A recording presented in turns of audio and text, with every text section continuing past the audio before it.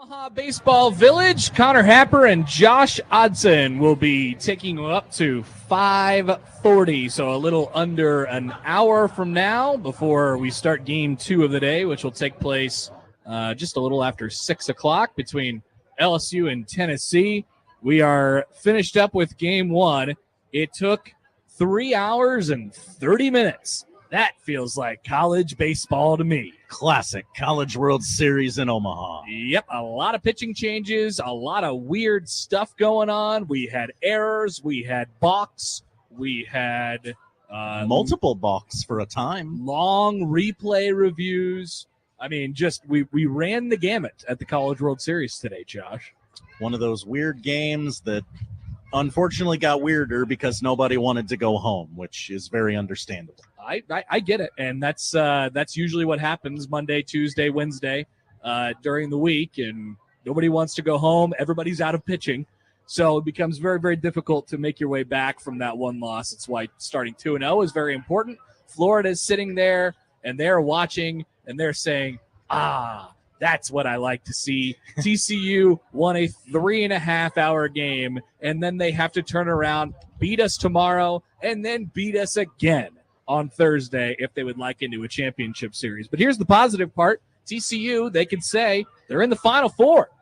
They are in the Final Four, even though they have to beat Florida twice to get into the College Baseball Championship Series with a 6-1 win over Oral Roberts this afternoon. Oral Roberts' season is done. They were 1-0 in this College World Series and lost a close one to Florida the other night and then fall to TCU. It just felt like they sort of, I don't know if it's a lapse in focus. There were some very un-Oral Roberts-y plays. They've been very solid throughout this entire, really, I mean, back half of the season, postseason, all season long, if you want to go that way. It's a solid baseball club who had some lapses today, and whether it's focus or whatever else it might be. And that can happen when you're in the long slog of the 3.5-hour elimination game and you're trying to piece it together. The packing up tonight, traveling home, they're definitely going to be asking, what if we played our best game? Because there were uncharacteristic mistakes from Oral Roberts, normally a very sharp team,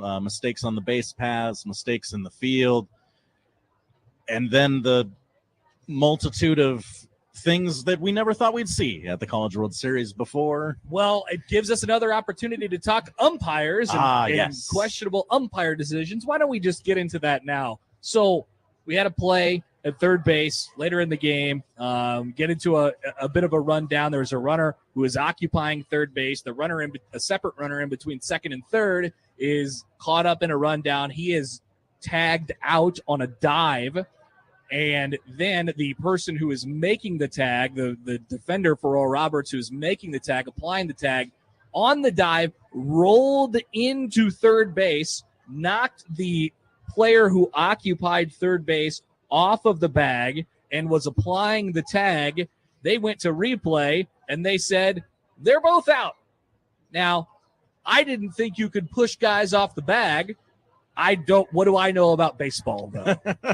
Maybe I know nothing about baseball. It seems like a dangerous precedent to set to say, if you knock him off the bag, you can tag him and he's out, which is what we believe was decided, quote unquote, at the umpire's discretion. So that there is really, I mean, quite the gray area in the rule book for this. If you actually, figure out, okay, how could this application of the rule even be possible in this situation? The rule which Gary Sharp read on the broadcast, word for word, just confused John Bishop more. It confused everybody more. When you actually read it out loud, it makes it more confusing. I could pull it up here in a second.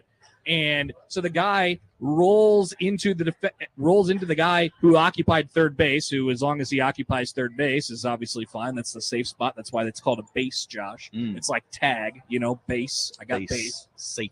All right, so there was a moment where he had been knocked off the bag. The runner had been knocked off the bag, and then it was at that moment the tag was sort of applied to him, and he attempted to get back on the base. And the gray area that's mixed in there is, well, since there was a second for him to sort of react to the situation and the tag was being applied at that exact moment, this is a legal play, and we can call him out in this situation. Now, the question that I brought up immediately was, what if it's not 6-0? What if it's not, I think it was 6-0 at the time. Right. What if it's not 6-0? What if this happens at that exact point in the game and we're talking about it being 3-2 and that's a tying run or something like that? Like it's happened a couple times in college baseball this year. As Gary mentioned on the broadcast, it's been sort of a point of emphasis, but it's something that clearly needs to be cleaned up a little bit. We'll definitely be interested to hear what people who cover the sport have to say about it, and if we hear anything from the officials and coaches after the game about it. It ended up being an inconsequential play, right? Which is, I think, good probably for everybody. Very good. Good for everybody involved because nobody can really complain about it. TCU is fine with it because they had a lead at the time. The umps are like, all right, cool, we got out of that situation without too much scrutiny.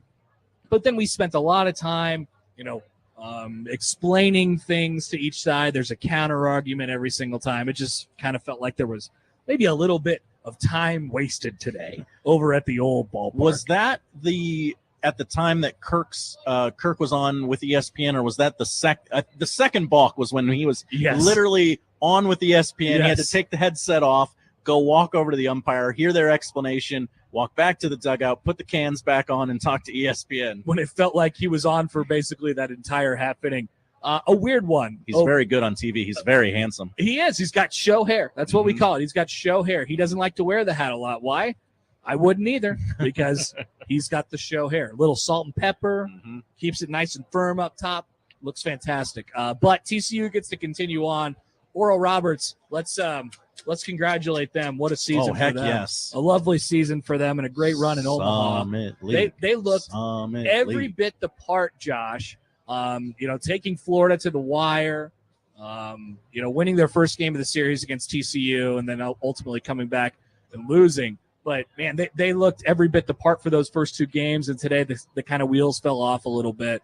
And they won that first game in the College World Series, and they had their guy, Jonah Cox, who had a 47-game hitting streak going at the time, who lost his hitting streak in that game. And I asked Coach Fulmer about it the next day as they're getting ready to go for game 2 against Florida, and he's like, yeah, we didn't really talk about it except for 30 seconds. It didn't really matter to him because why? Sure. We won a game at the College World Series. Yeah. And that's a huge accomplishment for the team, the conference, Midwestern baseball. You could throw that in there too.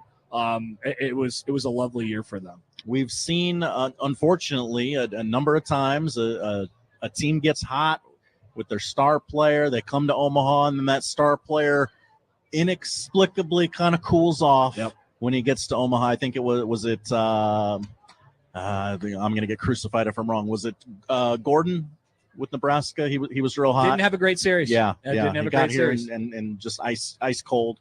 Yeah. So that was game 1 of the day. TCU advances. They'll get Florida. They'll have to beat them twice, once tomorrow and then once Thursday if they push it that way.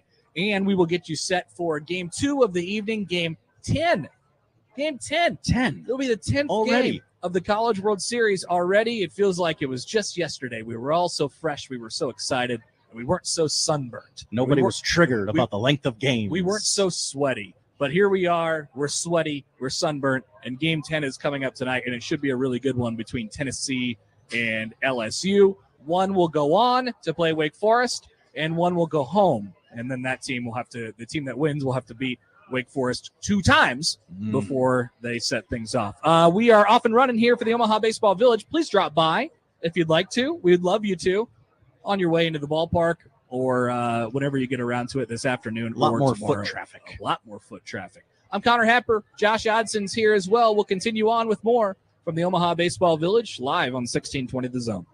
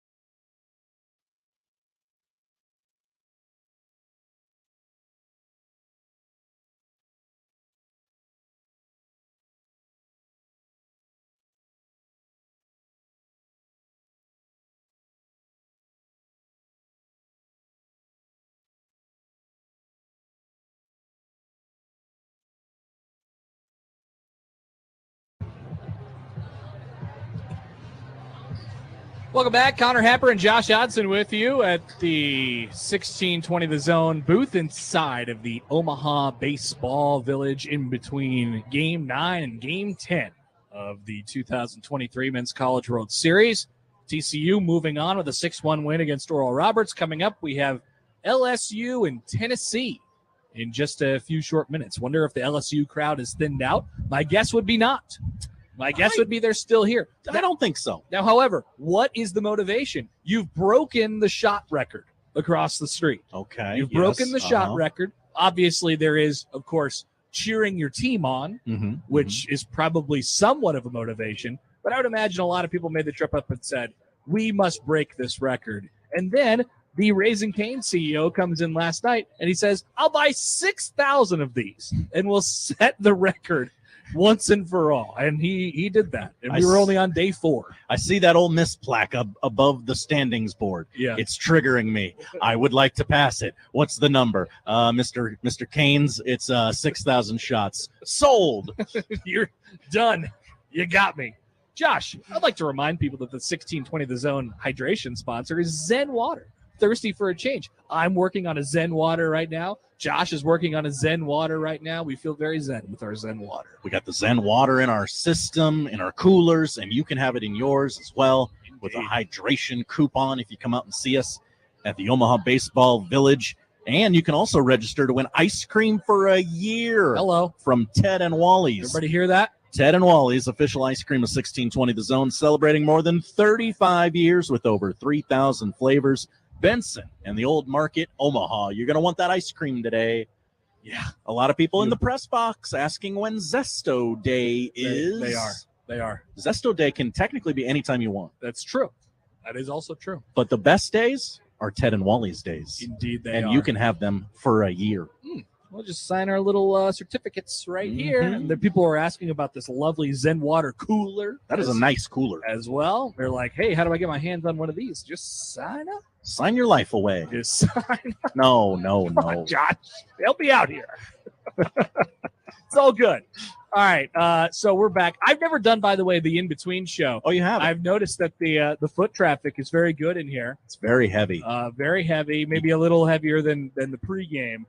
But we love talking to whoever has a story, wants to come up and tell us their story before the show, during the show. Oh, that's after the show. No, we do, Josh. Well, no, I agree. We do. It's just a very dangerous tightrope that you're walking there, my friend. I'm just saying, this is part of the College World Series. This is what makes it awesome. You get to, and this is how I, grew up with the College World Series.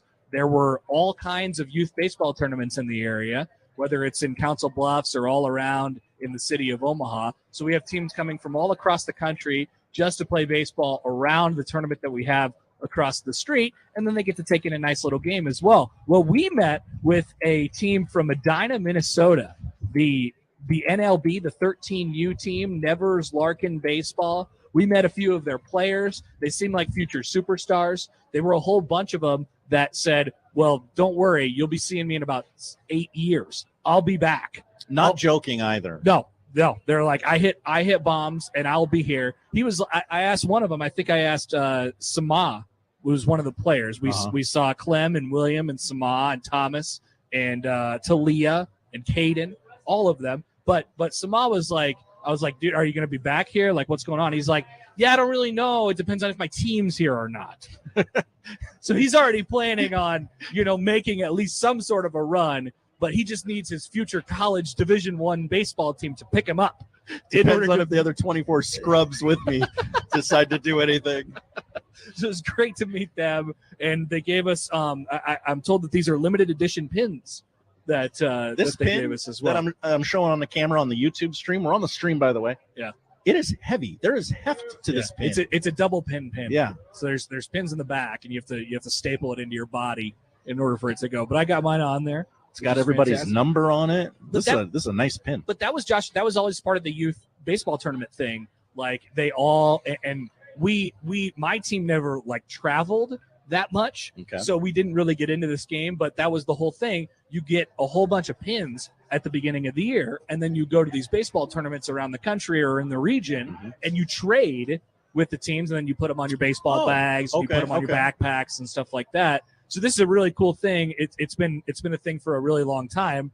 So we're very proud and honored to have the pins from the NLB team. I drove by a batch of diamonds on my way to dropping the kid off because we're not watching them during the day because no, we don't want those problems. And 7 a.m. parking lot's full at the Diamonds. Indeed. During the College World Series. Oh, just youth tournaments aplenty. If the sun is up, yes, they're playing ball. They sure are. And sometimes if the sun is down, they're playing ball as well. Got to get it in. Like U.S. Open style. We will play in the dark. The problem-free U.S. Open. Definitely problem-free U.S. Open. All right, game 1 in the books. We'll have to send Oral Roberts home, unfortunately. It was a team that I really much enjoyed. I quite a bit enjoyed this College World Series, and I thought they would win today, but they did not. They did not play their game. The TCU fans are excited about that. They're very excited. They were here in droves. Omaha sort of adopted Oral Roberts as their own. We collectively, we don't have a meeting about it, but we all just kind of decide. Yeah. We usually all land on the same team as well. That's true. There's not usually much debate about who Omaha is rooting for. Are you sure all of Omaha isn't in like a group text or something like that? They really could be. It's a pretty close circle here. If they are, they have shunned me from it, which is understandable. I'm not ruling it out. But we did all land on the Golden Eagles this year, and I'm sure many 14-year-olds running around the baseball village will be excited to know that their gear is 50% off now. Yep, depending on where you go. I don't know that everybody does that, but depending on where you go, I think that is the case. I imagine some of the more comical, risque shirts go might Tigers. not. Go Tigers. Get them tonight. Get them tonight. Boys. You feel good tonight, guys? Feel okay? All right, good. Need some pitching. Got to find it. Need a guy to throw a gem. You need a lot of pitching. Need to get it back to skiing somehow. Yeah. Just find a way. That's all you got to do. Yep, extend the stay. That's what the LSU fans are hoping. Because if they get to the weekend and if they get to that championship, it's purple and gold everywhere. Yeah. It's purple and gold Purple and gold everywhere. You know you're going to have Skeens throwing one of those games. Yep. Probably, the first one, Saturday. Yeah. They're going to save him. I don't know. Right? Theoretically, if you get into, if LSU wins tonight and then they push Wake Forest one more. An if necessary game, he might start. You could go short rest there, or you could at least give him some, it'll be interesting to see how they use him for sure if they're able to make it past tonight, which is step one. I mean, you heard Nick and John talk about it on the broadcast. Like, TCU wins the game.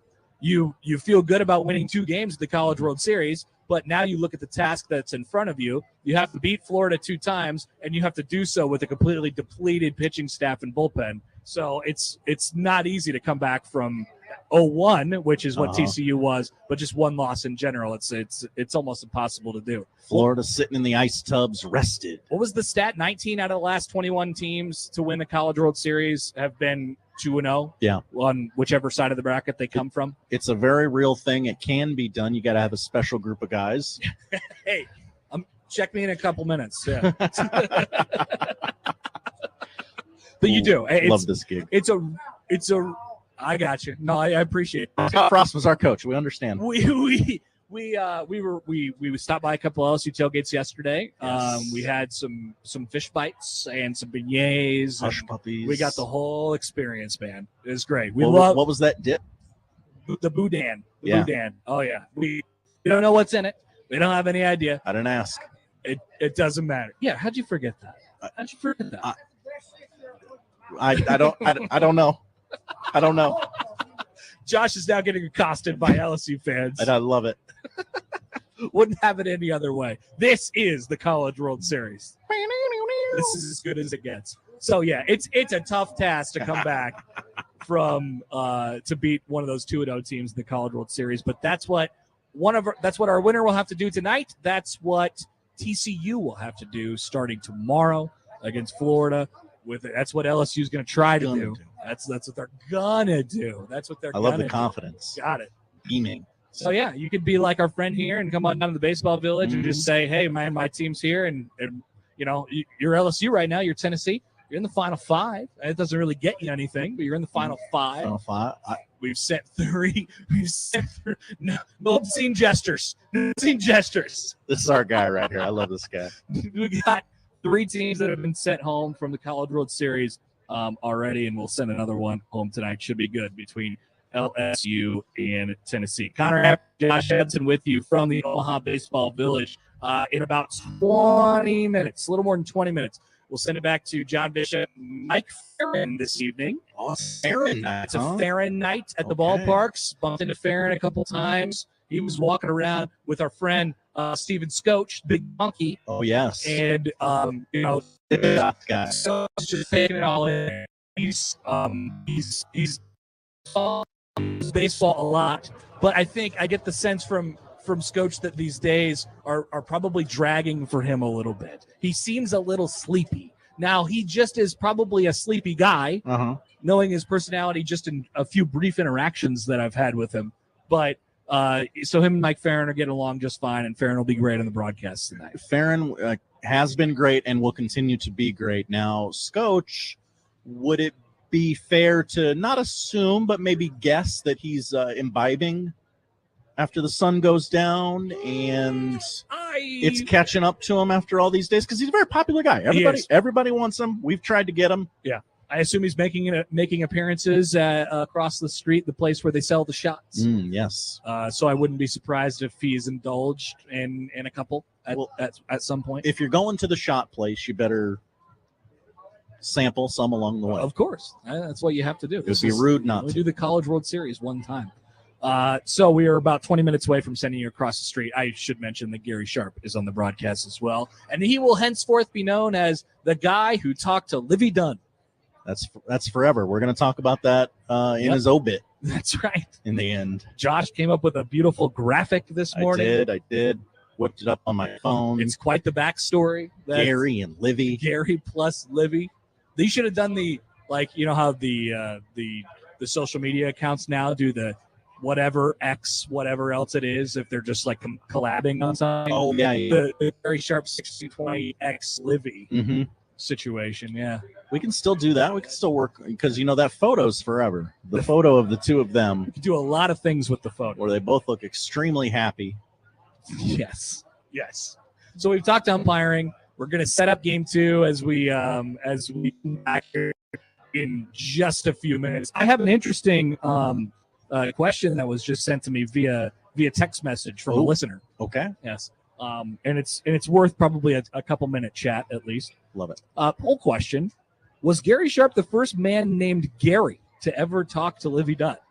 I'm going to say absolutely not. No, I think seems that impossible. Guy who was on ESPN last night, having Livy sign something.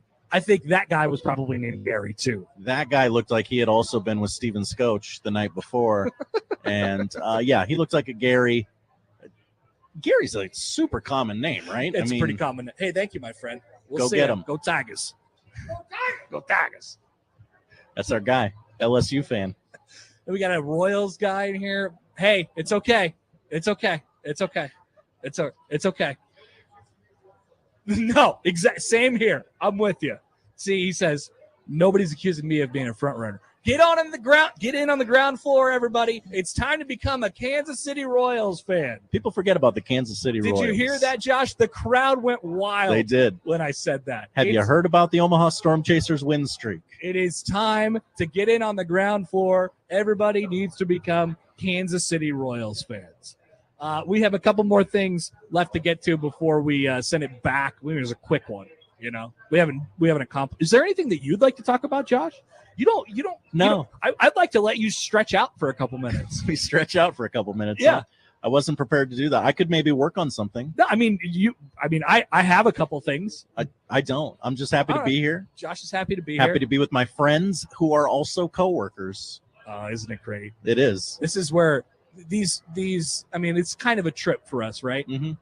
So this is where true bonding experiences happen, right? They keep saying that we're going to get sick of this College World Series thing, and it's Tuesday night, and I'm like, I'm not really sick of it yet. We all, at some point, if we've worked with each other for 3, 4, 5 days on end now. Fortunately, I haven't got to interact with like one person too much, which is great. But inevitably, at some point, you're going to get sick of the person who's in the room with you, and then you're going to be a little testy at some point. But guess what? That builds friendships. That builds characters. I feel like I know all of my coworkers better than I did 5 days ago. So do you think John and producer Nick are like Best friends. really bonded now? Best friends. I mean, they're in that booth about 12 hours a day together. Nick is just nonstop tweeting about what the organist is playing, and John's like, I just want to not see walks and instant replays. Can we please make that happen? Or get maybe into some more double plays. Could we dabble in some good umpiring at some point this weekend? Which is kind of an underlying, story about this College World Series. But here we are. All right, we still got a couple things left to get to before we get out of here. What a show this has been. We could talk some major college athletics. I have a question that I've left over from this morning's show that we did with Josh Peterson. Why would San Diego State leave the Mountain West without going to a conference? Could somebody answer me that question? I've got a couple theories. Maybe the best place to ask this isn't at the College World Series, but guess what? We're going to ask it anyway. Josh Hodson is here. Connor Happer is here. If you'd like our autographs, come by. We'll sign them happily. We're offering. It's free. Once in a lifetime opportunity. Wow. We'll come back from the Omaha Baseball Village. Dan Campenon's back in studio as well. Can't get his autograph, unfortunately. Mr. Dan, Corporate Dan. We'll come back with more here on 1620 The Zone.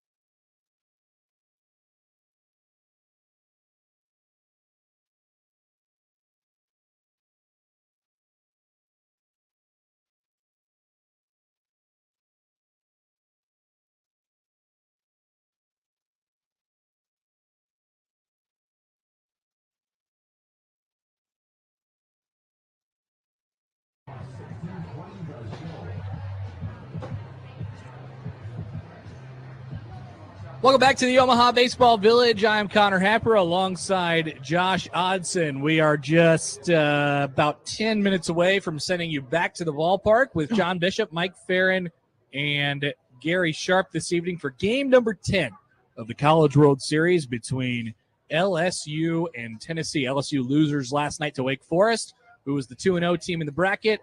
Winner gets Wake Forest tomorrow, and that winner of tonight's game 10 will have to beat Wake Forest 2 times. Utah, give me 2. Utah. They're going to need a daunting challenge 2 times in order to make it to the College World Series final, which will begin on Saturday evening here in downtown Omaha. Josh, Connor. That's something I'd like you to react to. Okay. I have seen a picture of in about 48 hours, he'll be the number 1 pick in the NBA draft. His name is Victor Wembanyama.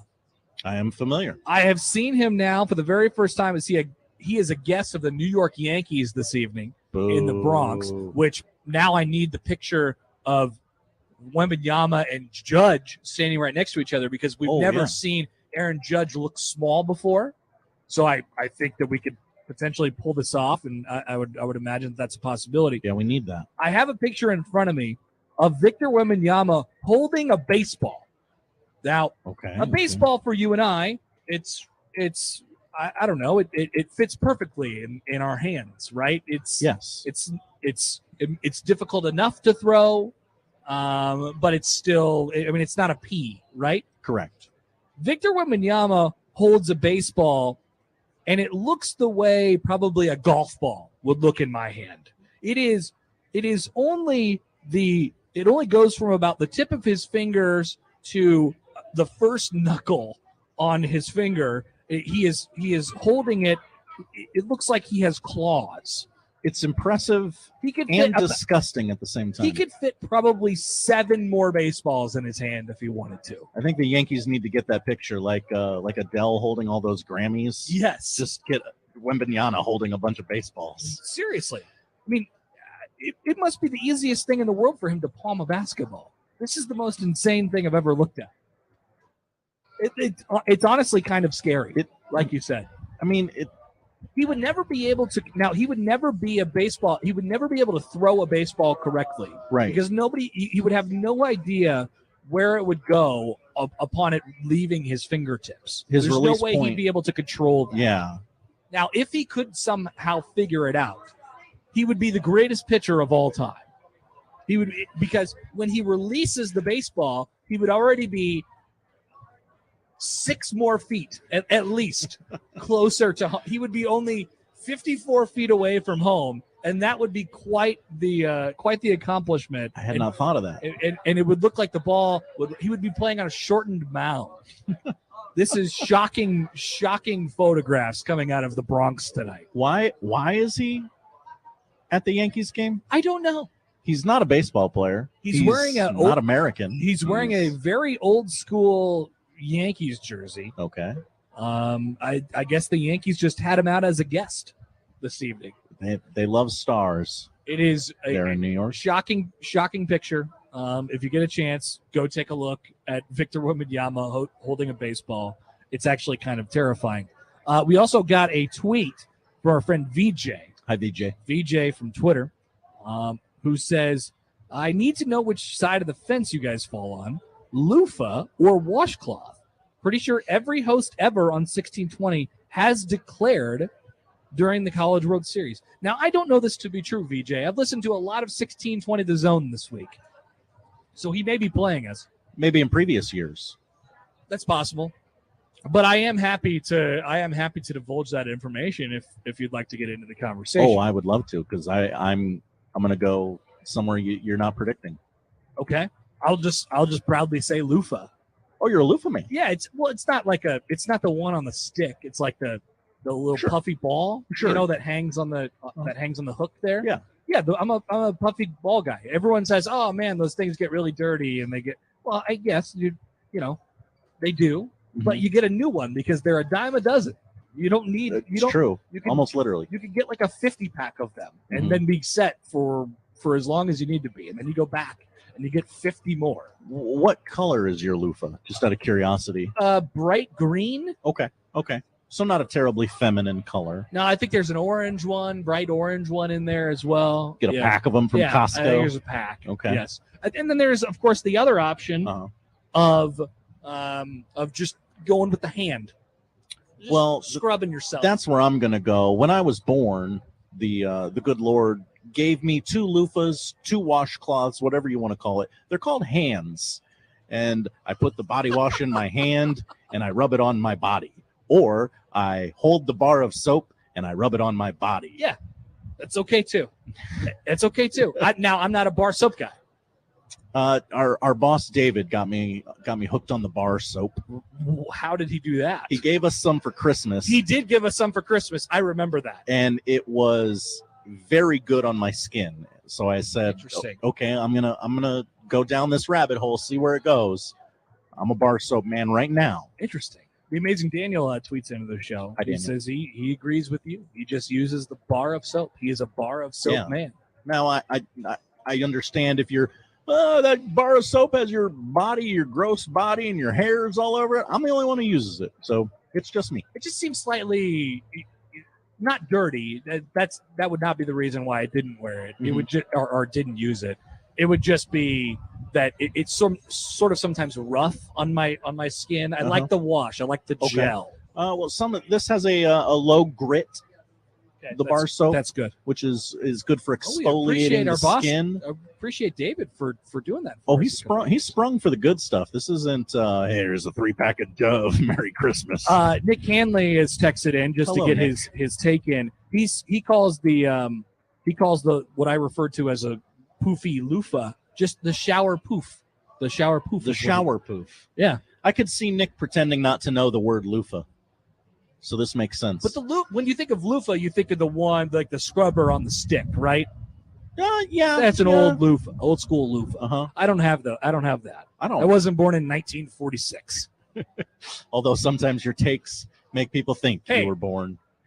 What's wrong? I like when guys get bunts down. I like when guys fundamentally execute baseball plays. What'd you think of Jonah Cox breaking a finger on a bunt? All of a sudden, that makes me old, Josh. If that makes me old, then I'm the oldest man to ever live.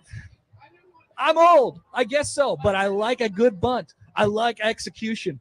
That's what I'm here for. That in baseball. It's funny how in certain baseball situations that call directly for bunting, like the bunt is the best play here, it still almost always surprises the defense when the player bunts. It's amazing. It's putting it. You're immediately transferring the pressure from yourself over to the other team. Mm-hmm. It's first and second. There's nobody out. Our crappiest hitter is at the plate. Let's just have him bunt and then see what the defense is able to do. He's going to drop it. It's going to hug the line. The pitcher and the third baseman aren't going to know who's supposed to go get the ball, so neither of them gets the ball, and then boom, you've got a runner on base. And Josh, guess what? It's become a lost art. We've seen some horrible displays of bunting in this year College World Series. We have. Really, really disastrous displays of bunting at times. Seen it a little more in the bigs with the new rules, but are the kids teaching? Are the parents teaching the kids how to bunt anymore? Hey, if you want your kid to make millions, teach them how to bunt. Teach them how to bunt, man. You want your kid to be rich, don't you? Well, you have to be good at baseball first, but once you get yourself on a baseball team that is good and they make it to the College World Series, it is a valuable trait to learn how to bunt and to do it well. And guess what? You know what happens after they bunt? Runners on first and second, nobody out. Guy lays down a successful sac bunt. You know what happens? He walks back to the dugout, and everybody says, high five, high five, high five, high five. Nonstop. All the way down the line. That's called doing a job. Mm-hmm. There, and somewhere along the way, we lost it. We don't do jobs anymore. Everybody wants to be the hero. Everybody wants to play hero ball. There's heroes in the little things as well, folks. Mm-hmm. That's right, kids. Bunting is good. Bunting is good. You learned something. He nodded. That's a bunter right there. Tennessee and LSU is coming up, Josh. Oh, sure. What do you think? Well, it goes against logic and momentum, but LSU is 3-1 against Tennessee this year. I'm not gonna tell you how, because I have no idea how it's gonna happen. But give me LSU tonight. I think coming back and playing the night after that tough loss last night, there's something a little bit different about that. I'm going to take Tennessee tonight. I don't feel horribly confident either way, and we'll have our Final Four after this evening. I'm Connor Happer. Josh Hodson's here as well. What a show! I mean, put it in for the Marconis. They're coming our way. We'll send it over to the stadium. That's where John Bishop and Mike Farron and Gary Sharp are for this evening's edition of College Baseball here on 1620 The Zone.